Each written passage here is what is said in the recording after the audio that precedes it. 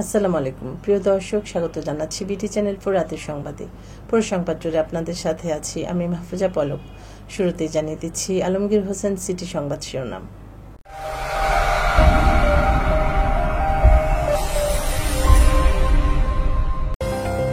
ঈশ্বরগঞ্জে সুলভ মূল্যের হাটে নিম্ন আয়ের মানুষের স্বস্তি। মইজউদ্দিন হত্যার প্রতিবাদে বিক্ষোভ, খুনিদের ফাঁসির দাবি। করিমগঞ্জের গুন্ধর ইউনিয়নে বিজিএফের চাল বিতরণ।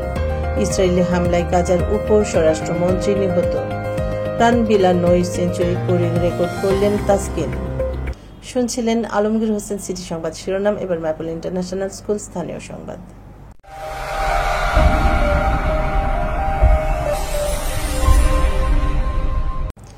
ঈশ্বরগঞ্জে সুলভ মূল্যের হাটে নিম্ন আয়ের মানুষের স্বস্তি।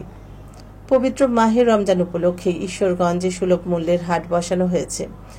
এই হাটে সব ধরনের নিত্য প্রয়োজনীয় মূল্যের পণ্য বাজার দর থেকে 10-15 টাকা কমে বিক্রি করা হচ্ছে। পবিত্র রমজান মাসে ক্রয় সামর্থ্যহীন মানুষ যাতে কম মূল্যে পণ্য কিনে স্বস্তিতে রোজা পালন করতে পারেন সেই লক্ষ্যে প্রথম রমজান থেকে উপজেলা পরিষদ চত্বরে এই হাট বসানো হয়েছে। উপজেলা প্রশাসনের আহ্বানে এই হাটে বিভিন্ন রাজনৈতিক দল, সামাজিক সংগঠন ও ব্যক্তি উদ্যোগে দোকানপাট বসানো হয়েছে। খোলা বাজারে সয়াবিন তেলের সংকট বিরাজ করলেও এই হাটে কোনো সংকট নেই। বাজারে 1 লিটার খোলা সয়াবিন তেল 190 টাকার স্থলে এই বাজারে 165 টাকায় বিক্রি হচ্ছে। চিনি 120 টাকার স্থলে 115 টাকা, ডিম প্রতি ডজন 120 টাকার স্থলে 100 টাকা। এই হাটে প্রশাসনের আহ্বানে সপ্তাহে 3 দিন বিভিন্ন রাজনৈতিক দলের নেতৃবৃন্দ 4-5টি ষাঁড় গরু জবাই করে 650 টাকা কেজি করে গোশত বিক্রি করে নিম্ন আয়ের মানুষদের সেবা প্রদান করছেন। মইজউদ্দিন হত্যার প্রতিবাদে বিক্ষোভ, খুনিদের ফাঁসির দাবি। শারীরিক প্রতিবন্ধী শুটকি ব্যবসায়ী প্রতিদিনের মতো ব্যবসার কাজে বের হন, তবে সেদিন আর ফেরা হয়নি তার। 13 ফেব্রুয়ারি সকালে অপহরণকারী চক্র মোবাইল ফোনে ডেকে এনে তাকে অপহরণ করে, পরে চেতনা নাশক খাইয়ে অচেতন করে গোপন আস্তানায় আটকে রাখে এবং পরিবারের কাছে 20 লাখ টাকা মুক্তিপণ দাবি করে। টাকা না পেয়ে নির্মমভাবে হত্যা করে তার মরদেহ ঢাকার ধামরাই থানার গোপালকৃষ্ণপুর গ্রামে রাস্তার পাশে ফেলে রাখা হয়। সোমবার 17 ফেব্রুয়ারি মইজউদ্দিন হত্যার প্রতিবাদে 5-6 শতাধিক বিক্ষুব্ধ নারী পুরুষ করিমগঞ্জ উপজেলা নির্বাহী কর্মকর্তার মাধ্যমে জেলা প্রশাসকের কাছে স্মারকলিপি প্রদান করেন।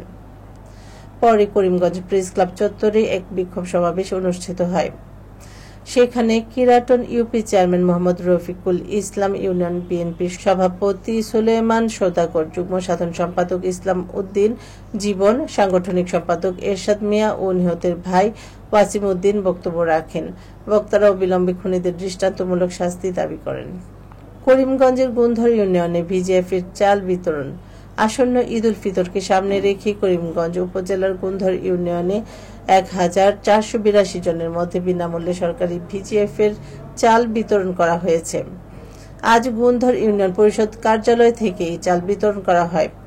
2024-25 অর্থ বছরের মানবিক সহায়তা কর্মসূচির আওতায় আসন্ন ঈদ উল আজহা উপলক্ষে সারা দেশে 10 কেজি হারে বিনামূল্যে ভিজিএফ চাল বিতরণ কর্মসূচির অংশ হিসেবে 18 মার্চ এই কার্যক্রম শুরু করা হয়।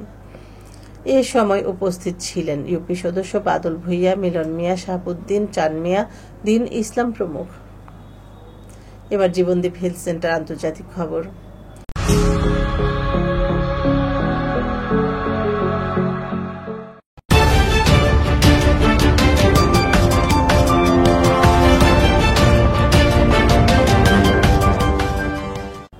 ইসরায়েলি হামলায় গাজার উপস্বরাষ্ট্রমন্ত্রী নিহত। ফিলিস্তিনের গাজা উপত্যকায় দখলদার ইসরায়েলি সামরিক বাহিনীর নারকীয় তাণ্ডবে গাজার উপস্বরাষ্ট্রমন্ত্রী এবং হামাসের সর্বোচ্চ পদস্থ নিরাপত্তা কর্মকর্তা মাহমুদ আবু আফাহ নিহত হয়েছেন বলে জানা গেছে। আজ ব্রিটিশ সংবাদ মাধ্যম বিবিসি এর এক প্রতিবেদনে একথা জানানো হয়েছে। এবার ঘোড়া ডিজিটাল প্রিন্টার্স খেলার খবর।